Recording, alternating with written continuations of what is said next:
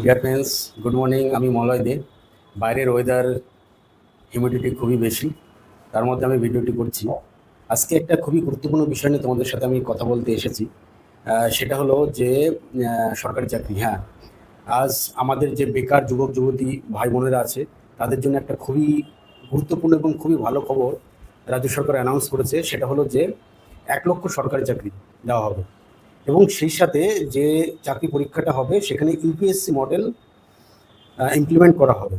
আর একটা গুরুত্বপূর্ণ ব্যাপার, সেটা হচ্ছে যে ভাইভাতে মাত্র 5 নাম্বার রাখা হয়েছে।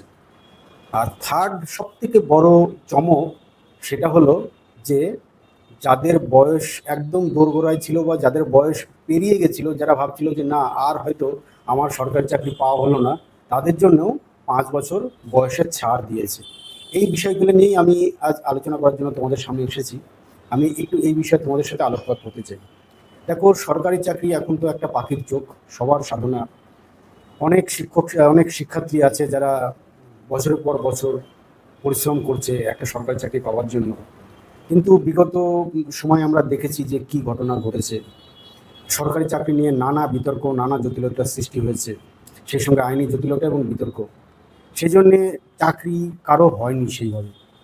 সরকারি বিভিন্ন দপ্তর যদি দেখো, অনেক কর্মী ফাঁকা, সেই জন্য পরিষেবাতেও অনেক চ্যালেঞ্জ সৃষ্টি হচ্ছে। সেখান থেকে সরকার যদি 1 লক্ষ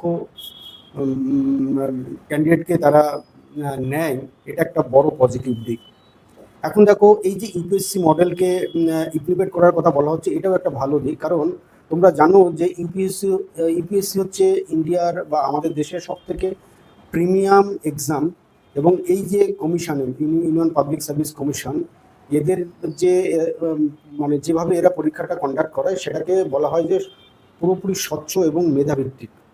তো সেক্ষেত্রে যদি ইউপিএসসি মডেলে আমাদের এখানেও পরীক্ষা কন্ডাক্ট করা হয়, তাহলে এটা বুঝতে হবে যে আমাদের সরকার স্বচ্ছতা, মেধাভিত্তিক রিক্রুটমেন্টের উপরে অনেক বেশি জোর দিচ্ছে, যাতে ইন ফিউচারে রিক্রুটমেন্ট নিয়ে কোনো জটিলতা তৈরি না হয়। আরেকটা ব্যাপার হচ্ছে ভাইভাতে 5 নম্বর। দেখো, ভাইভাতে কি হয় যে একটা ছেলে যে ভাইভাতে হয়তো যদি 20 নাম্বার থাকে, সেখানে কিন্তু যে একটা ছেলে তার ওই ভাইভাতে কিন্তু তার যে মেরিটটা কিন্তু এক্স্যাক্টলি প্রকাশ পায় না। তার মেরিট অ্যাকচুয়াল প্রকাশ পায় তার যে রিটেন এক্সামিনেশন। তো এখানে সেটাকেই জোর দেওয়া হয়েছে।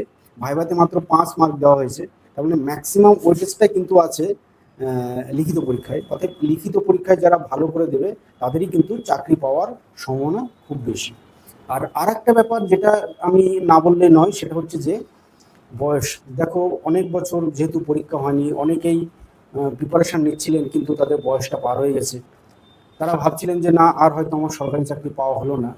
কিন্তু আমাদের সরকার সেই দিকটা বিবেচনা করেছে, এবং সরকারি চাকরিতে যাদের বয়স একদম পেরিয়ে গেছে বা একদম বর্ডার লাইন আছে, তাদের জন্য 5 বছরের ছাড় দিয়েছে।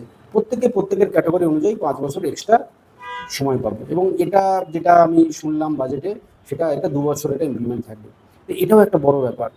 অনেকে আবার নতুন করে উদ্বুদ্ধ হয়ে চাকরির পরীক্ষায় বসতে পারবে এবং চাকরি পেতে পারবে।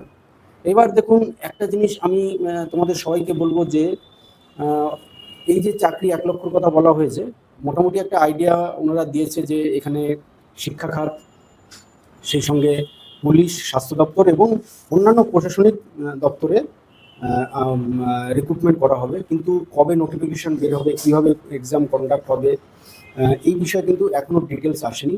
তবে তাই বলে আমি বলবো যে তোমরা কেউ কিন্তু চুপচাপ বসে থেকো না, প্রিপারেশনটা এখন থেকে শুরু করো। বিশেষ করে ম্যাথ, রিজনিং, জিকে, জিআই, এগুলোর উপরে তোমরা ফোকাস করো, কারেন্ট অ্যাফেয়ার্স। কারণ জানো, নোটিফিকেশন যদি একবার বেরিয়ে যায়, তারপরে কিন্তু প্রিপারেশন নেওয়ার জন্য খুব একটা বেশি সময় আমাদের কারো হাতে থাকে না। তাই আমি তোমাদের সবাইকে রিকোয়েস্ট করব, তোমরা এই সময়টা কাজে লাগাও, প্রিপারেশন শুরু করে দাও। এটা একটা পজিটিভ দিক। 1 লক্ষ আমাদের এখানে বেকার যে যুবক যুবতীরা আছে, যারা বহুদিন ধরে স্ট্রাগল করছে, একটা সরকারি চাকরির স্বপ্ন দেখছে, এই স্বপ্ন তাদের খুব শীঘ্রই সফল হোক, তারা একটা সরকারি চাকরি পাক, এটা আমি আশা করি। এই বলেই আমি আজকে আমার এই বক্তব্য শেষ করছি। ধন্যবাদ সবাইকে।